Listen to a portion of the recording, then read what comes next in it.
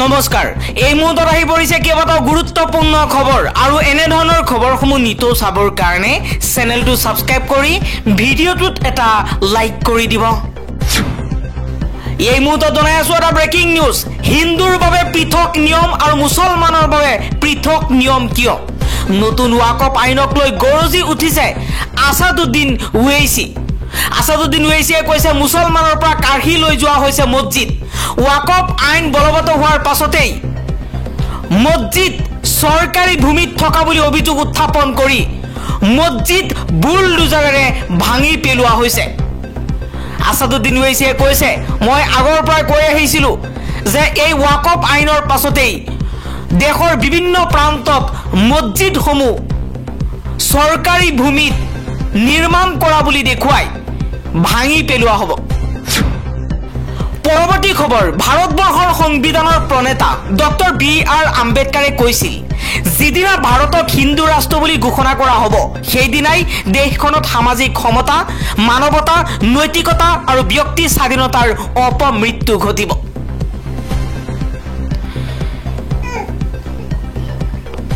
আজি তাৰেই যেন এটা ছবি ভাৰতবৰ্ষত দেখা গৈছে বিজেপি আৰু আৰএছএছে মিলি দেশখনক হিন্দু ৰাষ্ট্ৰ কৰিবলৈ চেষ্টা কৰিছে আন এটা খবৰ চন্দ্ৰবাবু নাইডু আৰু নীতিশ কুমাৰে বিজেপিক সমৰ্থন কৰি ওয়াকফ আইনক সমৰ্থন কৰি তেওঁ ডাঙৰ ভুল কৰিছে চন্দ্ৰবাবু নাইডুৱে ওয়াকফ সংশোধনী আইন সন্দৰ্ভত যি মন্তব্য কৰিছিল হিয়া তেওঁ ভুল কৰিছিল ওয়াকফ আইন বলবৎ হোৱাৰ পাছতেই চন্দ্ৰবাবু নাইডু আৰু নীতিশ কুমাৰক লৈ সৰব হৈ পৰিছে আসাদুদ্দিন ওৱেইছিয়ে কৈছে চন্দ্ৰবাবু নাইডুৱে ওয়াকফ সংশোধনী বিধেয়ক সন্দৰ্ভত ভুল সিদ্ধান্ত লৈছিল যাৰ বাবে তেওঁৰ পুত্ৰৰ ভৱিষ্যত নষ্ট হ'ব নীতিশ কুমাৰে ভাবিব লাগে যে যদি কেৱল হিন্দুৱে বিহাৰৰ এন্ডাউমেন্ট বোৰ্ডত সদস্য হ'ব পাৰে তেন্তে মুছলমানক কিয় ওয়াকফ বোৰ্ডত অনা হৈছে দুয়োজন নেতাৰ ভৱিষ্যত এতিয়া অন্ধকাৰ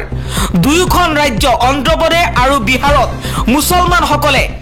নীতিশ কুমাৰ আৰু চন্দ্ৰবাবু নাইডুক বহিষ্কাৰ কৰিব এতিয়া তেওঁৰ পুত্ৰৰ ভৱিষ্যত নষ্ট হ'ব বিজেপিক সমৰ্থন কৰি ওয়াকফ আইনক সমৰ্থন কৰাৰ বাবে আন এটা খবৰ মাৰ্চ মাহৰ মাজভাগৰ পৰা ইয়েমেনত আমেৰিকাৰ আক্ৰমণত 123 জন লোকৰ মৃত্যু হৈছে বিশ্ব স্বাস্থ্য সংস্থাই কৈছে ইয়েমেনত আমেৰিকাৰ লগতে ইজৰাইলেও একে সমান্তৰালভাৱে আক্ৰমণ চলাইছে ৰাজধানী সানাৰ স্বাস্থ্য বিষয়াসকলে জনোৱা মতে মাৰ্চ মাহৰ মাজভাগৰ পৰা ইয়েমেনত আমেৰিকাৰ বোমা বৰ্ষণ অভিযানত কমেও 123 জন লোকৰ মৃত্যু হৈছে বেছিভাগ মানুহেই সাধাৰণ নাগৰিক 247 জনতকৈও অধিক লোক আহত হৈছে ভুক্তভোগীসকলৰ ভিতৰত বহু মহিলা আৰু শিশু আছে পৰৱৰ্তী খবৰ ইজৰাইলৰ আক্ৰমণত গাজাত মৃত্যুৰ সংখ্যা অতিক্ৰম কৰিছে 51000লৈ 51000তকৈ অধিক লোকৰ মৃত্যু হৈছে ইজৰাইলৰ আক্ৰমণত গাজাত পেলেষ্টাইনৰ গাজাত নৰসংহাৰ হাজাৰ হাজাৰ মানুহক গুলিয়াই হত্যা কৰিছে ইজৰাইলী সৈন্যই বোমা বৰ্ষণত ভস্মীভূত হৈছে বৃহৎ অট্টালিকা এতিয়া বিভিন্ন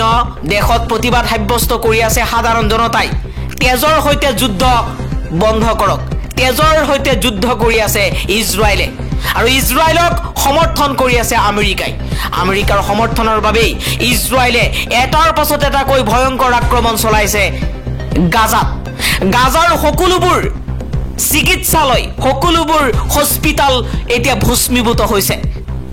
মানুহৰ মাজত হাহাকাৰ মানুহ জীয়াই থাকিবলৈ ঠাই বিচাৰি নোপোৱা হৈছে আন এটা খবৰ আমেৰিকাৰ ডোনাল্ড ট্ৰাম্প চৰকাৰৰ নীতিৰ বিৰুদ্ধে মাত মাতি ৰুহত পৰিছে হাৰ্ভাৰ্ড বিশ্ববিদ্যালয়খনৰ $2.2 বিলিয়ন সাহায্য কৰ্তনৰ লগতে $6 কোটি চুক্তিও স্থগিত কৰা হৈছে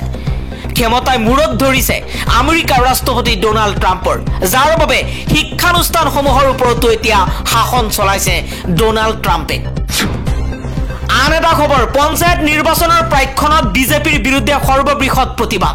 23 এপ্ৰিলত লাখ লাখ মুছলমানে কপাই তুলিব ৰাজ্য ওয়াকফ আইনৰ বিৰুদ্ধে বিশাল প্ৰতিবাদ কৰিবলৈ সাজু হৈছে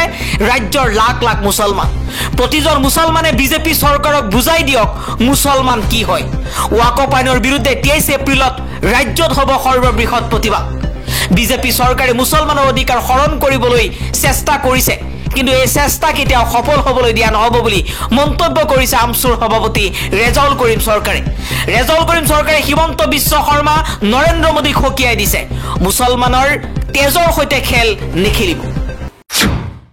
বিজেপি আৰু আৰএছএছে ভাৰতবৰ্ষক একমাত্ৰ হিন্দু ৰাষ্ট্ৰ নিৰ্মাণৰ প্ৰস্তুতি চলাইছে বিজেপি আৰু আৰএছএছৰ বিৰুদ্ধে সৰব হৈ পৰিছে নেমছুৱে কৈছে বিজেপিয়ে চৰকাৰ গঠন কৰিয়েই মুছলমানসকলৰ নামত থকা ৰাস্তা ঘাট চিকিৎসালয় ভৱন ইত্যাদি বিভিন্ন অনুষ্ঠান প্ৰতিষ্ঠানৰ নাম সলনি কৰিলে বহু মছজিদ মাদ্ৰাসাক শ্বহীদ কৰিলে বাছি আৰু মুছলমানক টাৰ্গেট কৰি উচ্ছেদ কৰিলে আৰু বহু কিবা কিবি কৰিলে শেহতীয়াকৈ মুছলমানসকলৰ পূৰ্বপুৰুষে যি সম্পত্তি মুছলমানৰ উন্নয়নৰ কাৰণে থৈ গৈছিল তাৰো আইন সংশোধন কৰি নিজৰ অধীনস্থ কৰিব বিচৰাটো দুৰ্ভাগ্যজনক ইয়া চৰকাৰৰ মুছলমান বিৰোধী সিদ্ধান্ত সংবিধান বিৰোধী এই সিদ্ধান্ত কোনো কালেই মানি ল'ব নোৱাৰি কিয়নো ভাৰতবৰ্ষ হৈছে ধৰ্ম নিৰপেক্ষ গণতান্ত্ৰিক ৰাষ্ট্ৰ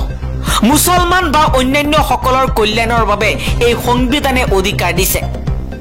এই দেশ স্বাধীন কৰাত লাখ লাখ মুছলমান শ্বহীদ হৈছিল সেয়ে চৰকাৰে পাহৰি যাব নালাগে পৰৱৰ্তী খবৰ ওয়াকফ আইন বলবৎ হোৱাৰ পাছতেই বেদখল মুক্ত হ'ব ওয়াকফৰ সম্পত্তি ওয়াকফৰ মাটিত নিৰ্মাণ হ'ব স্কুল হস্পিটাল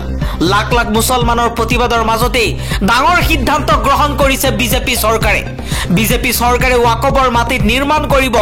স্কুল কলেজ আৰু হস্পিটাল এইবাৰ গুজৰাট আৰু উত্তৰাখণ্ডত আৰম্ভ হ'ব নতুন জৰীপ আৰু এই জৰীপ মতেই ওয়াকফৰ সম্পত্তিত নিৰ্মাণ কৰা হ'ব স্কুল কলেজ আৰু হস্পিটাল পৰৱৰ্তী খবৰ ধুবুৰীত পুনৰ চলিব উচ্ছেদ অভিযান হাজাৰ বিঘা মাটিত পুনৰ বুলডোজাৰ চলিব ধুবুৰী জিলাৰ উচ্ছেদক লৈ সৰব হৈ পৰিছে হাফিজ ইলিয়াছ হুছেইন আনসাৰী জনপ্ৰতিনিধিসকলক লৈও কেইবাটাও মন্তব্য কৰিছে ইলিয়াছ হুছেইন আনসাৰীয়ে আজি মিয়া জনগোষ্ঠীৰ প্ৰতিনিধিসকল কলৈ গ'ল ধুবুৰী জিলাৰ চাপৰ ৰাজচক্ৰৰ চিৰাকুটা গাঁও পঞ্চায়তৰ অন্তৰ্গত চৰুৱা বাখৰা গাঁৱৰ 2000 বিঘা মাটিত এতিয়া 1500 পৰিয়ালে বাস কৰি আছে চিৰাকুটা প্ৰথম খণ্ডৰ 420 বিঘাত এতিয়া 250টা পৰিয়ালে বসবাস কৰি আছে খুনতুপুৰত 250 বিঘা মাটি আছে 400 পৰিয়ালে বসবাস কৰি আছে দুধনাথ পাহাৰত 700 পৰিয়ালে বসবাস কৰি আছে আৰু 950 বিঘা মাটি আছে মাটি উচ্ছেদৰ জাননী জাৰি কৰিছে 10/4/2025 তাৰিখে CC2 2025 ইয়াৰে 70% মানুহৰ আৰ্থিক অৱস্থা এনেকুৱা দুৰ্বল যে এদিন হাজিৰাত নগলে পেটত ভাত নপৰে চৰকাৰী মাটিত এওঁলোক মানুহ থাকিব লগা হৈ আছে কিয় কাৰণ এওঁলোক নিৰীহ দৰিদ্ৰ মানুহ এওঁলোকৰ নিজাকৈ মাটি কিনিবলৈ সামৰ্থ্য নাই এই দৰিদ্ৰ মানুহসকলক আজি পুনৰ সংস্থাপন নিদিয়াকৈ কিয় উচ্ছেদ কৰিছে আজি কোত আমাৰ ধুবুৰী লোকসভাৰ নেতাসকল আপোনালোকে ভোটৰ সময়ত এই সকল দৰিদ্ৰ মানুহৰ ওচৰত গৈ 1000 মিছা প্ৰতিশ্ৰুতি দি আহে কিন্তু আজি যে এই নিৰীহ মানুহ কেইজনৰ আপোনালোকক দৰকাৰ কিন্তু আপোনালোক নিমাত কিয় কোত আজি ধুবুৰী লোকসভাৰ সাংসদ ৰকিবুল হুছেইন ডাঙৰীয়া জয়ী হোৱা 10 লাখ ভোট কাৰ দান আছিল এই নিৰীহ দৰিদ্ৰ মানুহবিলাকৰে আৰু কোত আজি পূব বিলাসীপাৰাৰ বিধায়ক শামছুল হুদা নেতা ভাইসকল আজি আপোনালোকক কৰ্জুৰে অনুৰোধ জনাইছো গোটেই বছৰ ধৰি যি কৰিলে আৰু কেতিয়াবা কেৰম কেতিয়াবা কল গছৰে দৰিদ্ৰ প্ৰহাৰ যি কৰিলে কিন্তু এই দুখৰ সময়ছোৱাত আৰু বহি নাথাকিব জাতিৰ ভাইসকল এতিয়া আপোনালোকক দৰকাৰ হৈছে ইলিয়াছ হুছেইন আনসাৰীয়ে কৈছে মই দুহাত জোৰ কৰি কৰ্জুৰে কৈছো আজি আপোনালোকৰ দুৱাৰত দুহাত আগবঢ়াই কৈছো আপোনালোকে এতিয়া আৰু নিমাত বহি নাথাকিব অনুগ্ৰহ কৰি ওলাই আহক জাতিৰ কাষত থিয় দিয়ক এওঁলোকক লগত লৈ কোৰ্টত পিটিশন ফাইল কৰক আৰু তাত পুনৰ সংস্থাপনৰ দাবী কৰক পুনৰ সংস্থাপনৰ ব্যৱস্থা নকৰালৈকে এওঁলোকক উচ্ছেদ যে নকৰে তাৰ বাবে মাত মাতক লাগিলে সুপ্ৰিম কোৰ্টলৈকে যাওক তথাপিও অনুৰোধ কৰিছো আজি আপোনালোক নেতাসকল বহি নাথাকিব এই নিৰীহ জাতিৰ আজি আপোনালোকক দৰকাৰ বহুত দৰকাৰ ইয়াৰে 100% কৈছে 100% হৈছে দুখীয়া নদী ভঙা মানুহ কোনো ধৰণৰ পুনৰ সংস্থাপনৰ ব্যৱস্থা নকৰাকৈ 40 পৰা 50 বছৰ ধৰি বসবাস কৰা মানুহখিনিৰ মাটি কাঢ়ি লোৱা হৈছে এপিডিচিএলৰ নাম লৈ এই নিৰীহ মানুহখিনিক উচ্ছেদ কৰা হৈছে সম্পূৰ্ণ অনৈতিক গতিকে আজি আপোনালোক নেতাসকল ওলাই আহক অনুৰোধ কৰিছো নহলে জাতিৰ ভাইৰ লগত বিশ্বাসঘাতকতা কৰা হ'ব আপোনালোকৰ ইতিহাসে মিৰ্জাফৰক ক্ষমা কৰা নাই আৰু আজি যদি আপোনালোক ওলাই নাহে তেন্তে এই নিৰীহ মানুহখিনিয়ে আপোনালোকক ক্ষমা নকৰে প্ৰতিটোপাল চকুলুৰ হিচাপ আখৰে আখৰে লোৱা হ'ব হয়তো ইহকালত নতুবা পৰকালত গতিকে অনুৰোধ কৰিছো আজি আপোনালোক নেতাসকল আৰু বহি নাথাকিব